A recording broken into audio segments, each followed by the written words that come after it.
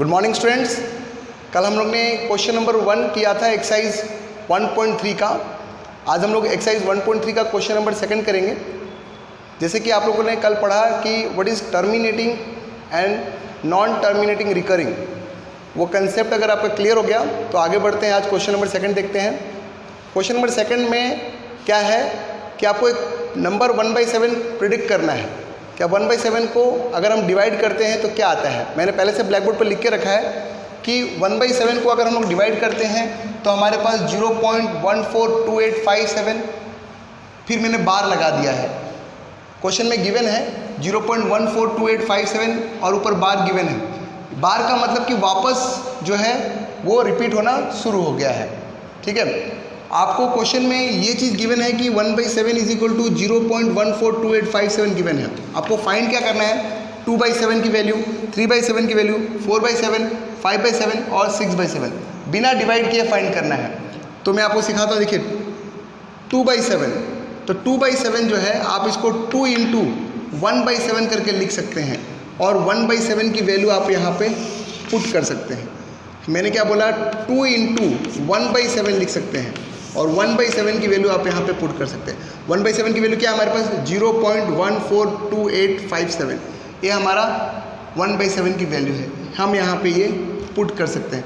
अब 1/7 की value put करने के बाद आपको 2 से सिंपली मल्टीप्लाई करना है। 2 से इन पूरे डिजिट को मल्टीप्लाई करेंगे तो हमारे पास आएगा 0.285714। पहले से मैंने मल्टीप्लाई करके लिखा हुआ है यहाँ पे 0.285714 आएगा।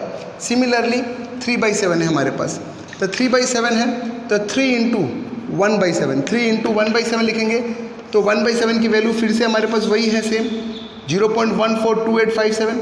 आपको 0.142857 को किससे मल्टीप्लाई करना है, 3 से, तो हमारे पास आंसर ये आ जाएगा। वैसे ही हमने 4/7 को भी किया है। 4/7 मतलब 4 × 1/7, मतलब कि 4 × 1/7 मतलब 4 × 0.142857, उसको भी आपको 4 से मल्टीप्लाई करना है और आपके पास ये आंसर आएगा। सेम 5/7 को भी आप देख सकते हैं यहाँ पे कि 5 × 1/7, 1/7 को अलग से करके लिखा है और 1/7 की वैल्यू पहले से क्वेश्चन में गिवन है। तो 1/7 की वैल्यू क्या है, 0.142857। याद रखिएगा, फिर 5 से इसको सिंपली मल्टीप्लाई करना है। आपको मैं मल्टीप्लाई करके दिखा देता हूँ कि आपको पता चल जाएगा कैसे करना है। 0.142857 आप इसको 5 से मल्टीप्लाई कर दीजिए। 7 × 5 = 35, 5 × 5 = 25 और 3 = 28, 8 × 5 = 40, 42, 4 5 × 2 = 10, 10 + 14 कैरी 1, 20, 21, 5 600। अब देखिए वही नंबर हमने यहाँ पे पहले से मल्टीप्लाई करके लिखा हुआ है 0.714285, 0.714285। ये हमारे पास पहले से इसका आंसर मल्टीप्लाई करके हमने लिखा है। 6/7 आ गया, तो सिमिलरली 6/7 को आप क्या करेंगे, 6 × 1/7। 1/7 की जो वैल्यू है, 1/7 जो आपकी वैल्यू है आप उसको यहाँ लिखेंगे। अब 1/7 को वैल्यू जो है 0.142857, इसको आपको किससे मल्टीप्लाई करना है, 6 से। सिमिलरली जैसे हमने 5 को मल्टीप्लाई किया वैसे आपको 6 को इससे मल्टीप्लाई करना है और आपका आंसर यहाँ पे आ जाएगा। तो ये क्वेश्चन नंबर 2 हमारा, जिसमें आपको 1/7 की वैल्यू गिवन थी। बाकी आपको 2/7, 3/7, 4/7, 5/7 और 6/7 की वैल्यू फाइंड करनी थी बिना डिवीज़न किए, लॉन्ग डिवीज़न किए। तो आपको सिर्फ 1/7 की वैल्यू वहाँ पे पुट करके और मल्टीप्लाई करना होगा। अब सेकंड क्वेश्चन हमारा कंप्लीट। थर्ड क्वेश्चन देखते हैं हम लोग। थर्ड क्वेश्चन जो है, जो बहुत ही इंपॉर्टेंट क्वेश्चन है और इसमें नॉन टर्मिनेटिंग रिकरिंग, मतलब कि नॉन टर्मिनेटिंग रिपीटिंग, रिकरिंग और रिपीटिंग का मतलब कि वर्ड्स डिफरेंट है, मतलब एक ही है। अगर हम जो भी आपको गिवन है उसको कन्वर्ट करना है P/Q के फॉर्म में। नॉन टर्मिनेटिंग रिपीटिंग जो भी नंबर्स हैं उनको हमको कन्वर्ट करना है P/Q के फॉर्म में, because they are also rational numbers. मैं आपको बताया था कि टर्मिनेटिंग और non terminating recurring they both are rational number. अगर आपसे कोई, जैसे मैंने पहला क्वेश्चन लिख के रखा है 0.6 के ऊपर बार, अगर आपसे कोई पूछता है कि 0.6 के ऊपर बार क्या ये रैशनल नंबर, यस ये रैशनल नंबर है। अब इसको हमको P/Q के फॉर्म में चेंज करना है, मतलब कि न्यूमरेटर अपॉन डिनोमिनेटर के फॉर्म में इसको हमको एक्सप्रेस करना है। चलिए करते हैं। कोई भी ऐसे क्वेश्चन आए, सबसे पहले ऐसा क्वेश्चन आएगा तो उसको हमको लिखना कैसे है, देखिए let x = 0.6666 6 dot dot dot dot dot. Bar है मतलब कितनी बार भी लिख सकते हैं, रिपीट हो रहा है। अब इस पोर्शन को आपको फर्स्ट इक्वेशन मान लेना है। कितने नंबर के ऊपर बार है, एक नंबर के ऊपर, उतने से मल्टीप्लाई करना है।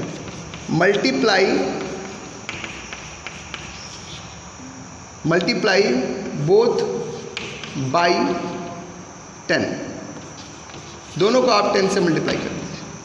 आपके पास क्या आ जाएगा, 10x is equal to 10 into 0.666 dot dot dot. जब मल्टीप्लाई करेंगे आप 10 से तो ये तो 10x आ गया, इसको मल्टीप्लाई करेंगे तो ये पॉइंट यहाँ से शिफ्ट होके फर्स्ट डिजिट पे आ जाएगा।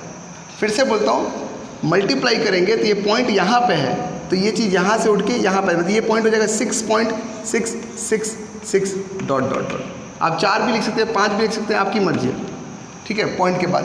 तो ये आपका सेकंड इक्वेशन मान लीजिए। अब आप कंपेयर कीजिए ध्यान से, फर्स्ट इक्वेशन और सेकंड इक्वेशन को देखिए।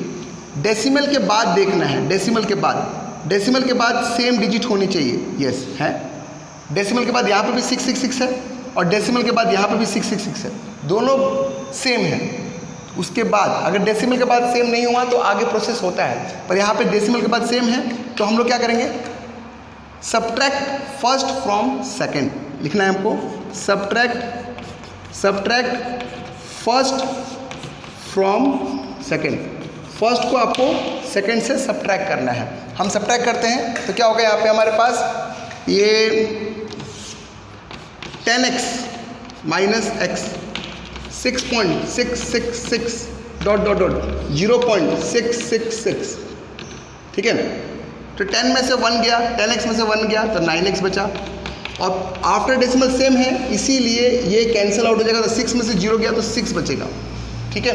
यहाँ पे हम लोग x इज इक्वल टू 6/9, ये हमारा आंसर आ गया। इसको आपको सिंपलेस्ट फॉर्म में लिखना है, x इज इक्वल टू यहाँ पे 3 2 ज़ा 3 3 ज़ा, तो हमारे पास आंसर आएगा 2/3। तो देखा हमने 0.6 को हमने p/q के फॉर्म में चेंज कर दिया और फॉर्म क्या आया 2/3। तो इसी तरीके से आपको दूसरे क्वेश्चंस को भी p/q के फॉर्म में चेंज करना पड़ेगा। स्टार्ट कर। ओके, नाउ अब सेकंड क्वेश्चन देखते हैं। क्वेश्चन नंबर 3 का सेकंड पार्ट, 0.47 के ऊपर बार। आप देखेंगे कि इसमें एक नंबर के ऊपर बार है 7 के ऊपर, तो उस क्वेश्चन को भी वैसे करेंगे। Let x is equal to 0.477, सिर्फ 7 को रिपीट करेंगे क्योंकि 7 के ऊपर ही बार है, सिर्फ 7 को रिपीट करेंगे। इसको हम फर्स्ट इक्वेशन मान लेंगे, फर्स्ट इक्वेशन मान लेते हैं, ठीक है। अब आप देखिए, एक के ऊपर बार था, इसे मल्टीप्लाई बाई 10 कर देते हैं both side, multiply by 10 on both side, multiply by 10 on both side. Okay, दोनों तरफ मल्टीप्लाई कर देते हैं। चलिए, अब दोनों तरफ मल्टीप्लाई करने के बाद हमारे पास आएगा ये 10x is equal to 10 into 0.4777 dot dot dot. जब आपने मल्टीप्लाई किया 10 से तो ये पॉइंट उठ के वही सेम प्रोसीजर, पॉइंट यहाँ पे था, यहाँ पे आ जाएगा 4.7777 डॉट डॉट। ये सेकंड इक्वेशन मान लीजिए। मैंने बोला था कि जब भी आप मानेंगे तो फिर चेक करेंगे, आफ्टर डेसिमल के बाद सेम होना चाहिए। यहाँ पे 0.777, यहाँ पे 0.4777, मतलब आफ्टर डेसिमल सेम नहीं है। तो आफ्टर डेसिमल लिख दीजिए कि after decimal it is not same, so multiply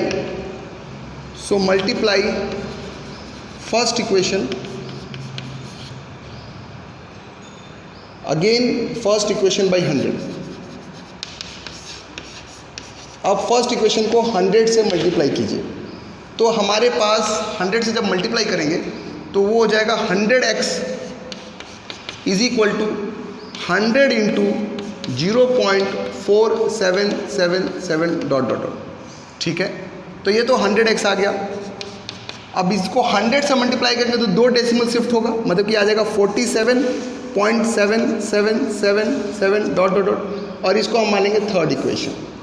अब देखेंगे सेकंड और थर्ड को मैच करेंगे, ठीक है। आफ्टर डेसिमल 777, आफ्टर डेसिमल 77, मतलब कि दोनों सेम आ गए। अब हम लोग सब्ट्रैक्ट करेंगे सेकंड को थर्ड से, आफ्टर डेसिमल सेम होना चाहिए। Subtract second from third, second from third, subtract second from third. अब हम इसको सब्ट्रैक्ट करते हैं सेकंड फ्रॉम थर्ड से। 100x minus 10x,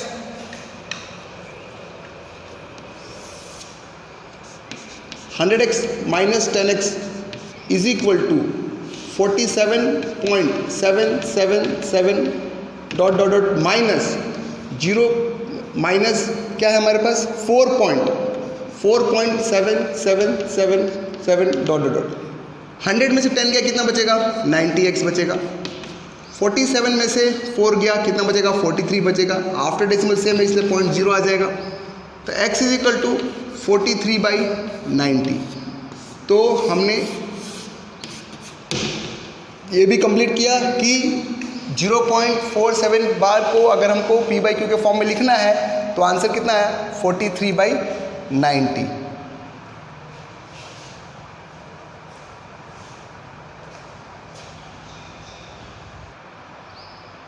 question number third का थर्ड पार्ट देखते हैं। x is equal to 0.001। Same इसको भी उसी तरीके से करना है, तीनों के ऊपर बार है। Let x is equal to 0.001001। आप चाहे तो 3 बार 4 बार लिख सकते हैं। इसको हम फर्स्ट इक्वेशन मान लेते हैं सेम। कितने नंबर के ऊपर बार है 3 नंबर के ऊपर, तो मल्टीप्लाई बाई 1000 होगा। ठीक है, जितने नंबर के ऊपर बार है उतने से मल्टीप्लाई करना है। यहाँ पे multiply by 1000 on both side, दोनों तरफ मल्टीप्लाई कर लीजिए। 1000x is equal to 1000 into 0.001001 dot dot dot. तो 1000x is equal to multiply करेंगे तो आप यहाँ पहुँच जाएगा, तो 1.001001 लिख दीजिए dot dot dot dot dot. ये अपना सेकंड इक्वेशन मानिए। आफ्टर डेसिमल चेक कीजिए, यस ये भी आफ्टर डेसिमल दोनों सेम है। अब उसको आफ्टर डेसिमल अगर सेम है तो सब्ट्रैक्ट करना है। Subtract first from second, subtract first from second. First को सेकंड से सब्ट्रैक्ट कीजिए। 1000 में से x, 1000x minus x is equal to 1.001001 minus 0.001001।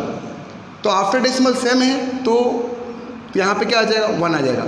1000 में से 1 गया, x से तो 1 ही होगा, तो यहाँ पे कितना आएगा 999x। तो x हमारे पास कितना आ जाएगा 1/999। तो हमने यहाँ पे कन्वर्ट कर दिया कि x इज इक्वल टू 0.001 को किसके फॉर्म में p/q के फॉर्म में, वो क्या आ गया हमारे पास 1/999। क्वेश्चन नंबर जो फोर्थ है वो हमको इस तरीके से है कि अगर आपके पास कोई क्वेश्चन है जैसे कि 0. हमारा क्वेश्चन नंबर 4 उसमें लिखा हुआ है कि x is equal to 0.99999 dot dot dot, मतलब हम उसको x इज इक्वल टू 0.9 के ऊपर बार लिख सकते हैं। बोल रहे हैं कि इस क्वेश्चन को सॉल्व करके चेक कीजिए क्या आंसर आएगा। चलिए चेक कर लेते हैं। सेम उसी की तरह करेंगे, लेट कर लेंगे। Let x is equal to 0.9999 जो गिवन हम ले लेते हैं और इसको हम लोग फर्स्ट इक्वेशन मानते हैं। ठीक है, कितने नंबर के ऊपर बार है 1 नंबर के ऊपर बार। किससे मल्टीप्लाई करेंगे 10 से, तो multiply by 10 on both side, multiply by 10 on both side, दोनों तरफ से मल्टीप्लाई कर लेते हैं हम लोग। ठीक है, मल्टीप्लाई करेंगे तो क्या आ जाएगा हमारे पास यहाँ पे 10x और यहाँ मल्टीप्लाई करेंगे क्या आएगा 10 इंटू 0.9999 डॉट डॉट डॉट। तो 10x is equal to 9.999 dot dot dot. ये अपना सेकंड इक्वेशन चेक कर लीजिए। आफ्टर डेसिमल 0.99, 0.99, 0.99 दोनों सेम है। सेम फिर से subtract first from second, subtract कर लेते हैं फर्स्ट फ्रॉम सेकंड। क्या आएगा सब्ट्रैक्ट फर्स्ट फ्रॉम सेकंड। तो 10x में से x गया और 9.999 dot dot minus 0.999 okay dot dot dot लिख सकते हैं आप। 10x में से x गया कितना बचा 9x और 9.9 में से कितना बचा 9.0, तो x इज इक्वल टू 9/9 1। तो x इज इक्वल टू कितना आ गया, सिंपलेस्ट फॉर्म में करते समय आपका आंसर आया 1। तो ये हमारा 1 में 0.9 बार को अगर हमने पी बाई क्यू के फॉर्म में चेंज किया तो आंसर कितना आया 1 आया। तो इस तरीके से हम कोई भी टर्मिनेटिंग नॉन टर्मिनेटिंग रिकरिंग को पी बाई क्यू के फॉर्म में चेंज कर सकते हैं। ओके।